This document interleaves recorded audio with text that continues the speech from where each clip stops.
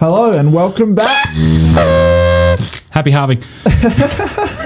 Welcome back to the halving edition, I guess, of the Crypto Chronicle Podcast. It is, isn't it? Yeah.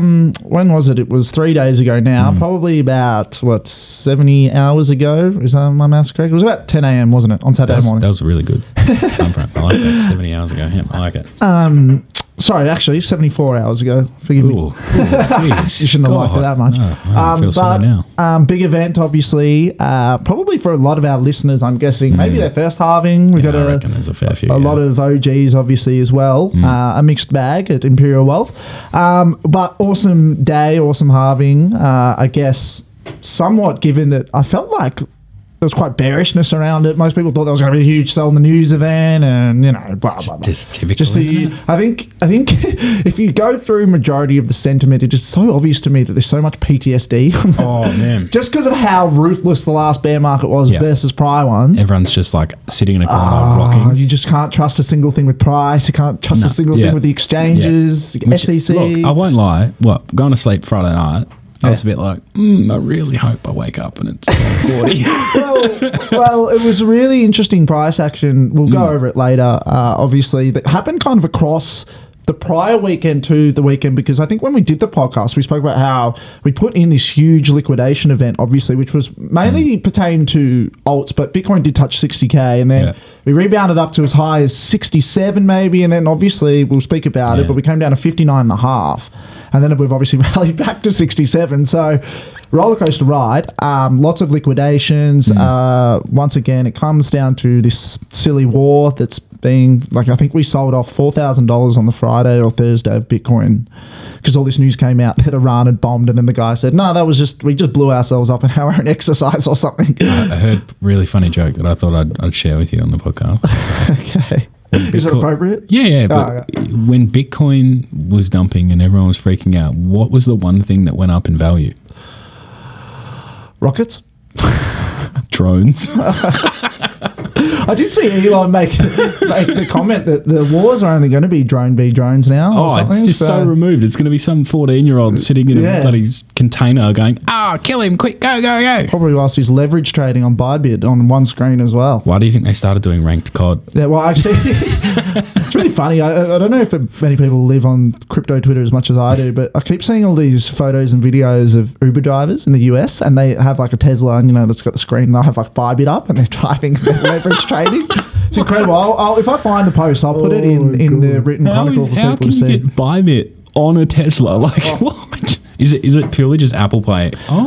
Yeah, I assume you can get a browser up on there, or maybe they just have the app. I was going to say, I might try this. So can you use the App Store and? Yeah, well, I can use any app on my phone or my car. So man, oh my god, I could drive and look at the Bitcoin chart. This would solve your life. Yeah, it does. We need to. Well, every morning I'm driving 20 minutes to the office and I'm messaging it on Discord when there's price action. But yeah, I think this would solve my issue. We should just get you an iPad and just bolt it in the steering wheel. iPad's one thing too far. Sorry, nerds. But anyways, we haven't even actually got into what we need to speak about. So, of course, as I always say, here we go. We are the ETF podcast. And the SEC haters.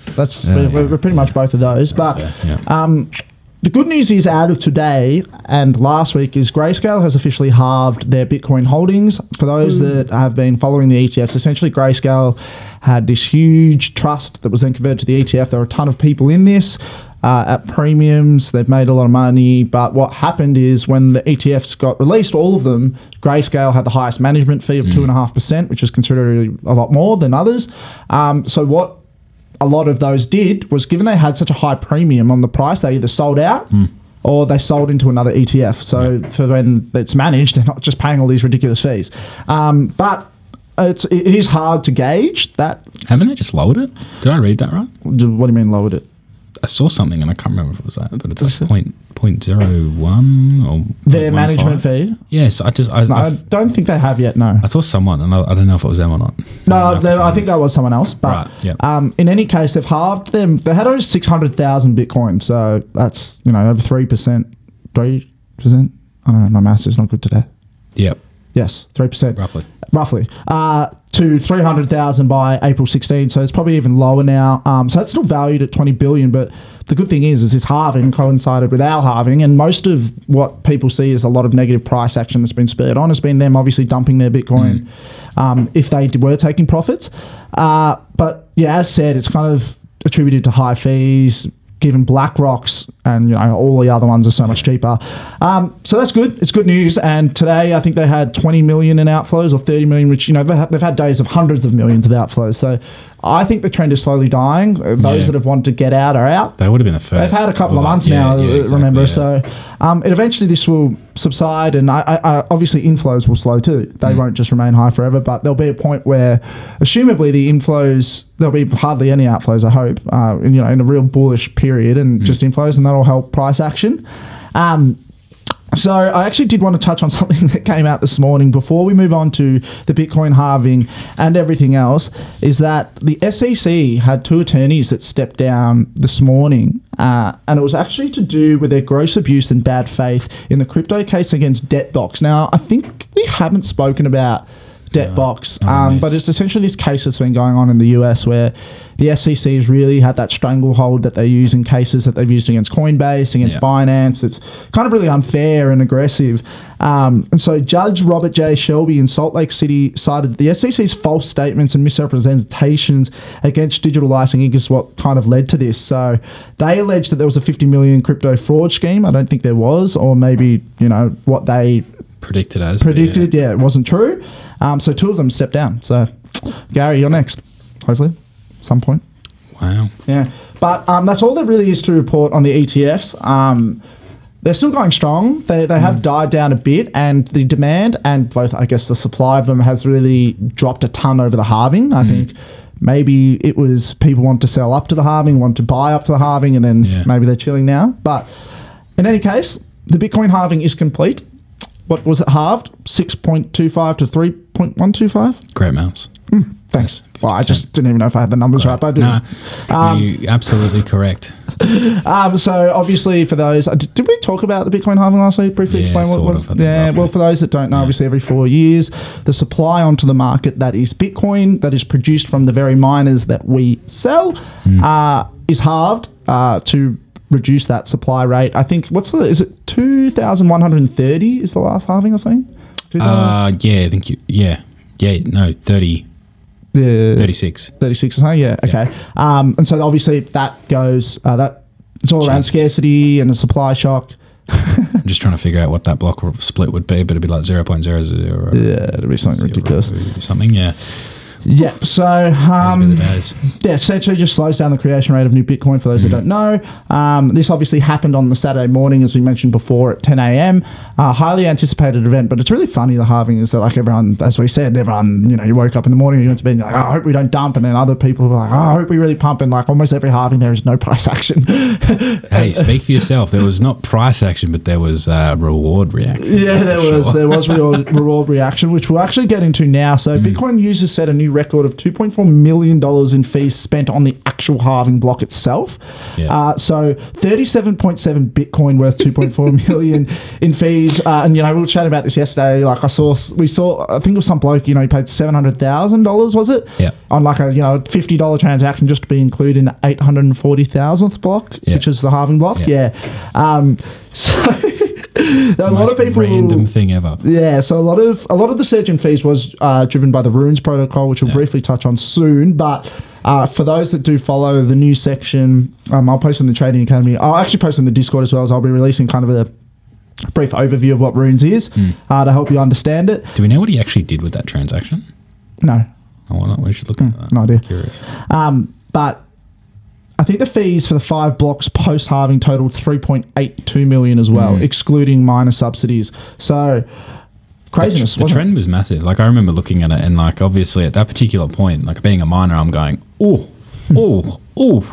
You know what? Block reward's just gone down to 3.125, but the transaction fees are like 20. Yeah. Yes, please. Yeah. So miners earned an extra 75-80% in a day. Yeah, I saw there were a lot of our clients posting in the Discord, weren't they, about their increased stats, which is great. And as those that kind of take it on face value and they go, and they go, the reward's hard, blah, blah. But then that's why you need to factor in both price action, fees. Well, like even now, it's only 25% less than what it was pre-halving. Yeah, exactly. Like block fees are still at about 2 Bitcoin roughly. So, you know what I mean? Like the halving's gone through, but, you know, without being that person that's super bullish, prices and profits are here to stay. Yeah, so how do you actually see this kind of playing out over the next few months with fees? Because obviously, you know, people do get also sucked into that side. And they go, this is going to last forever, and it doesn't. Yeah, I don't think it'll last forever. I think we're starting to see that switch. Like, obviously, the whole use case for Bitcoin is eventually that fees will be rewarded as it is, right? And eventually, I think we're starting to see that shift. As much as like last year, we sort of saw, you know, it was that first, you know, light bulb moment of, whoa, fees might actually be worth something now. You know, historically, the average was 0.2 or 1 or whatnot. And so I think when ordinals first came out, we saw rises up to 3 to 4 to 5 Bitcoin per block during peak periods of you know, new releases and things like that. I think it's unrealistic to expect us to be sitting anywhere near that 10 Bitcoin on average, right? But I think, you know, this time around, going through this bull run, I think it's probably realistic to expect that 1 to 2 to 3 Bitcoin on average. I would feel like that should... It really just depends on how kind of, I guess from a fee perspective, how well this Runes protocol does, doesn't it? Because, and particularly, like, as we spoke about the other day with ICP, you know, producing more on Bitcoin and so forth, like the more people that come towards looking at Bitcoin as a use case to build upon, the more fees. And as much as you're not wanting fees to be, you know, in the sense of a high fee cost, you're just wanting there to be more transactions. So at the moment, you know, instead of seeing 4,000 to 5,000 transactions where the average spend is $20 to $30, you want to see the average spend to be 10 to 15, but there'd be 10,000 transactions or 20,000. So I think we'll start to see that, like particularly when you look at the amount of transactions per block chart, you can actually see that it is consistently clicking up over and over and over. Every 2 to 3 months, it's rising by 25%. So I think there's a strong case to see some form of growth. Whether or not we see it at any astronomical rate is probably completely speculative. I think it's a good point you make, and obviously as we discussed, you know, I guess the number one use case against Bitcoin has been that you can't really build on it, can you? And that's why Solana got invented. That's why Ethereum got invented. It's why these decentralized blockchains got built, so you could build applications on them. You know, you can build NFT platforms, games, blah, blah, blah, blah. And so this introduction of the Runes protocol makes it really interesting because it almost opens the door for DeFi on Bitcoin, which has never existed before. And to me, it strikes it as like it's either going to go one of two ways. Like it's just like everyone's going to, you know, I made these comments to you. I've tried using it, and my initial assessment is that it's kind of very hard. It's not retail friendly. Every single Bitcoin OG and everyone that thoroughly understands Bitcoin will be able to use it eventually and understand how to use it and work their way around it. But, you know, the generalized comments that I made to you was like, going on Jupiter on Solana and buying a meme coin or whatever you want to do, you just copy and paste the contract address, you press how much Sol you want to spend and you do that. And then, you know, with etching and inscriptions on ordinals and it's a lot to wrap your head around. 100%. And I don't think it's as retail friendly as what Ethereum was in the DeFi summer of 2021. 2020 and 2021. And yeah, it's not like we've just seen how user-friendly Solana has been, right? We've seen they've got as many users, they've got as much, you know, daily users as Ethereum almost now, and how much it's exploded there. And that's my only concern, I think. I think, and you're 100% right. I think. But in saying that as well, like it's got, this is the very beginning. It's been out for a few days. So, exactly right. And that's the thing. Like we're obviously exceptionally early in the sense of its development. So like what I think prior to the halving block, it was like its first release of 0.01, so they haven't even called this release 1. So it's still very early. I think it's something that we're going to have to obviously keep a pretty close eye on to see where that growth and obviously the UI comes from, because eventually that'll be the main thing that derives its interoperability. Definitely. So yeah, look, strap in. Yeah. So just on that, like actually, we'll move on. I've just had a brain fade of what I was going to ask. Bugger. Alrighty, well, in moving on to more conspiracy theories on the Bitcoin halving day, that on it was 420, for those that know what 420 is, but it also marks 69 consecutive days of inflows for BlackRock. 69 days, is it? Which also happened to fall 69 days from Elon's birthday. And so all of this was lining up very funnily enough that the Bitcoin halving fell on 420, 69 days in a row of ETF inflows, 69 days prior to Elon's birthday. So you're thinking... I'm just trying to say I'm a weirdo and I think we live in a simulation. Oh, I thought you were trying to be like, so in 69 days on Elon's birthday, Bitcoin moon. Yeah, well, yeah. What, just on his birthday? So listen, everyone, we're going to start accepting Bitcoin again for every Tesla at half price. maybe he'd post some stupid Dogecoin fucking cake or something, and Doge pumps about 400% on Elon's birthday at 69 days. Yeah, exactly. We need to know his assistant and send him a Bitcoin cake. Alrighty, news from later last week, just before we move on to technical analysis, was something did importantly happen that I was a bit iffy on, and that was Binance's SAFU fund, which was $1 billion in Bitcoin that was converted to USDC, which is Circle's stablecoin, not Binance's, not Tron's, not anyone else's.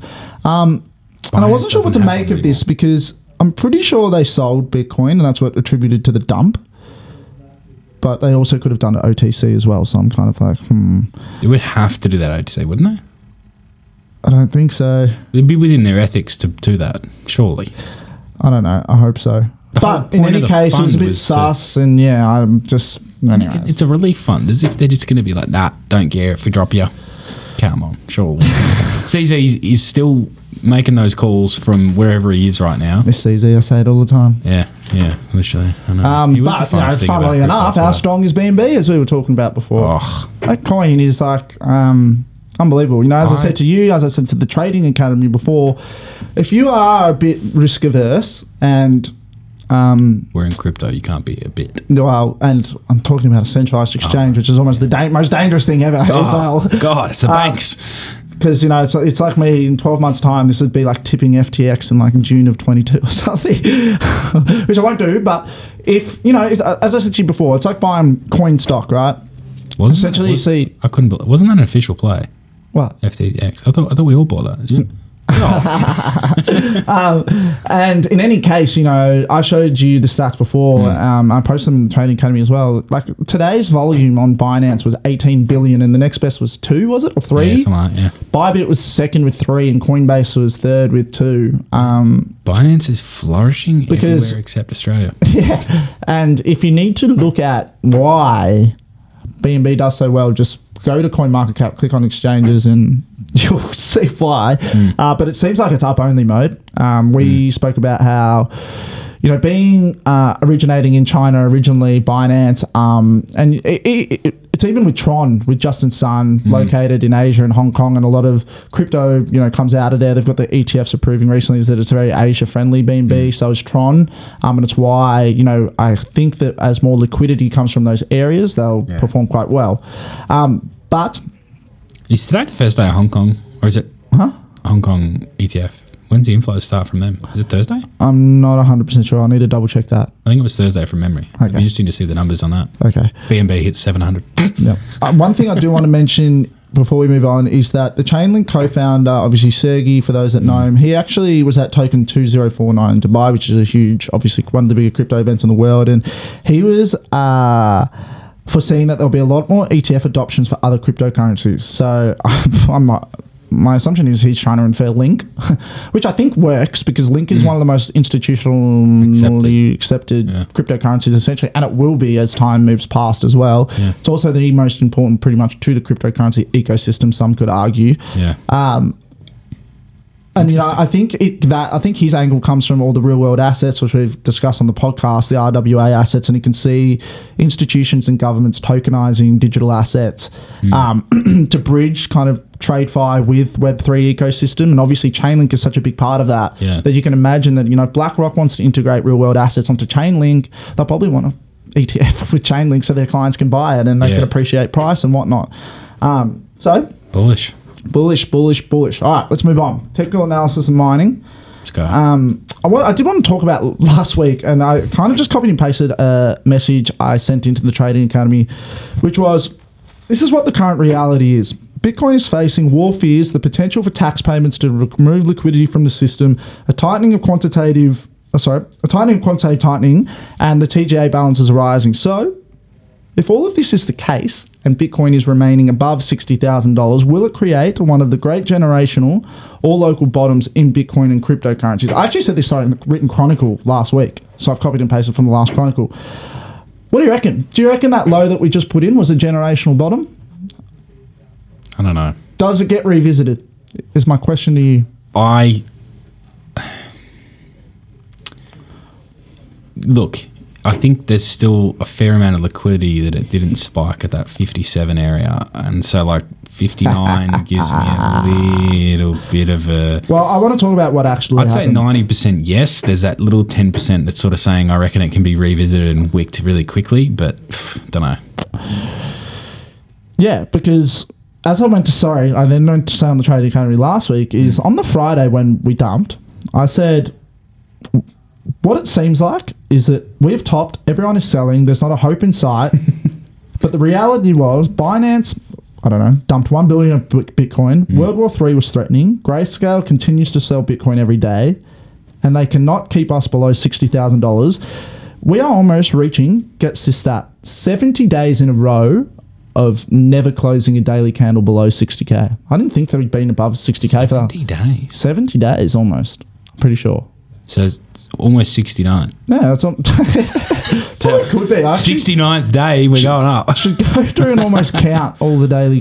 I don't know. I swear I looked that up, but you know what? I'm not going to be able to see it from here. I'm going to go double check that. I'll put it in the written chronicle. Just rule but it. When you actually hear about that, like, do you know what I mean? Nuts. So what? So that's wow. So Feb, almost. Yeah. Well, wow. I'm looking now. Sorry. We entered above 60,000 for the first time just on March. Sorry, so we'd be at 55-ish days or something. 50-ish days. Anyways, you just don't think that, do you? Like, I think, like, we've closed a few below and, like, not that. It also just doesn't feel like we're at 74 like 2 weeks ago. It feels like it was 3. Exactly. So. Or yesterday, to be honest. Yeah. So, and I kind of said to everyone, the halving was in a day. The sellers seem exhausted. And the most important thing to note about the liquidation event, not the one prior, but the week, so we rallied to 67. I think everyone longed that initial first low. And what happened is we actually put in a triple bottom, but what happened at that triple bottom was it was the very first time that funding had flipped negative from $25,000. So the entire rally from 25,000 to 74,000, majority of the market was long. So this was the very first time we've started to see. We've seen that a lot of the liquidity that you were talking about, or a lot of the people that were long in the market get shaken out, close their longs, get stopped out, get liquidated, etc., etc. I understand there's still liquidity at 57, not disputing that there is, but it was the first time in the market you could say we're almost at all-time highs here, and the majority is short. Yeah, right. And so I posed the question, to day traders. I longed to that bottom like there was no tomorrow. I put my balls on the line. Bitcoin, Doge, Sol, INJ, Phantom. I remember coming and asking you, and I was like, I'm on BTC. What did you get on listed off? And I was going, geez, all right, no worries. I'll let you be then. Yeah. And, I asked... It was funny because I asked the Trading Academy members, what other conditions do I require to be bullish right now? Because, and, we did dump a little more, but then we reversed $8,000, $7,000, $8,000, since half a week ago, or last Friday. And it just goes to show the strength of the market, I reckon. They can't keep us below 60. They can't, I did, for those that follow me on Twitter, sorry for my shit posting, but, I did a funny tweet, saying it's just hilarious that every time the majority of the market wants something, which not your case, but in the case of the market, was 57 to 59. Yeah. Majority of the analysts I follow said it. Majority of the good traders I follow said it. Majority of CT were expecting it. And more often than not in these bull markets, these levels get front run, hard. So they gave it to you. It was 59.5. They quickly dipped to, which was a major golden pocket still, and we rallied. So I think from here, I'll show this in the written chronicle. It's obviously easy to show the technical analysis, but we've just hit the range POC, which is point of control, which is where the most demand and supply in the market is sat in this range, which is exactly at 67,000. And we jumped out of that parallel channel yet? We did. Well, we jumped out to the POC rejected, so I think we're at 66,800 now. We're back at it. Okay. Oh, we're at 66,811 now. So the POC is at 67,000. The dot, we've got a GP above that at 68. But my expectations are here that if we clear this range POC at 67,000. We should head immediately to 68,000, and if that is cleared, I reckon we do make all-time highs. New, fresh all-time highs, and I think very soon. Wow. I don't think... The 90-day rule is getting squashed. Yep. As was the ATH before the halving rule, wasn't it? I know, yeah. And I think this is what this market is designed for, this cycle. It's designed to break the rules. Like, it's just... Well, it's like, when you think about it... You can't follow the same rules if you have Larry Fink max buying Bitcoin. Well, that's exactly right. I think everyone's looked at it from like a historical standpoint of like people buying, with their computers, like buying a few grand. Now we're talking millions.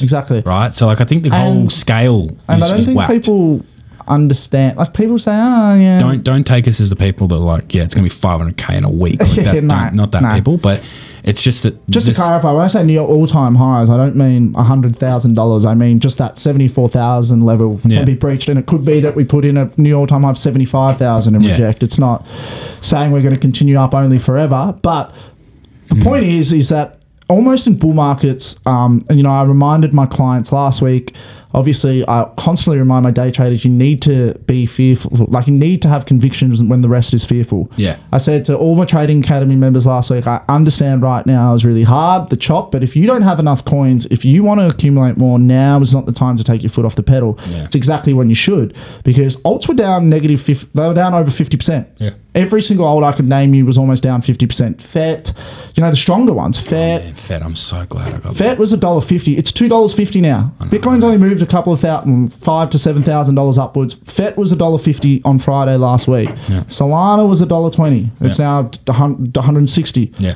Phantom when it was 60-ish or in the 52 cents or something like that. It's now almost 80 cents. So it's funny because majority of the market want those pullbacks to happen. They guarantee that they're going to happen. When they happen, there's hardly anyone that wants to buy them up. Yeah, exactly. In reality. And the big whales do, and the big traders do. And, as GCR said, he said liquidation events are used to transfer wealth from those people to the wealthier whales, because when they get liquidated, they don't rebuy. They get, oh my God, I'm liquidated, I'm done. Yep. And it's all the smart people, all the smart money that buy up support, because that's how the market works. Yeah. But anyways, hopefully we make new all-time highs. We push on. Mining, do we really need to touch on? I feel like, how alt's going around the halving, or you haven't heard alts, look, there's a few different bits and pieces. At the moment, the biggest thing that I think is important for a lot of clients to know is stock, right? We've gone through a halving. We're starting to see shortages in the sense of rack space starting to come in. Yep. Like for the first time in 2 years, I have miners waiting to go online, right? So really important thing to sort of note that if you're looking to get in sooner than later, because you're going to wait, all right? Stock availability is very low when it comes to altcoin machines. Obviously, Bitmain just released, well, they haven't released it yet, but it's coming. The new L9. Everyone who's mining Litecoin and Doge fearful. So L7s are kind of almost going to be superseded soon, but you'll still be fine. Don't stress. But there's a new L9 coming out, double as powerful. So if you're looking to buy an L7, I'd probably say wait a month or two just to get some clarity. But BTC, very similar standpoint. S21 Pros are pretty much bought out until November. All VC get them first, so you're all waiting pretty much till November. S21s are still a few months off. T21s are available.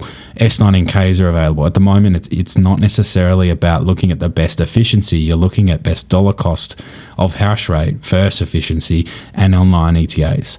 Yep. So it's more or less at the moment, it's definitely a market mover's position to be able to start planning more accordingly rather than being reactive, be proactive. But yeah, still very profitable. Even a T21's making $300-400 a month.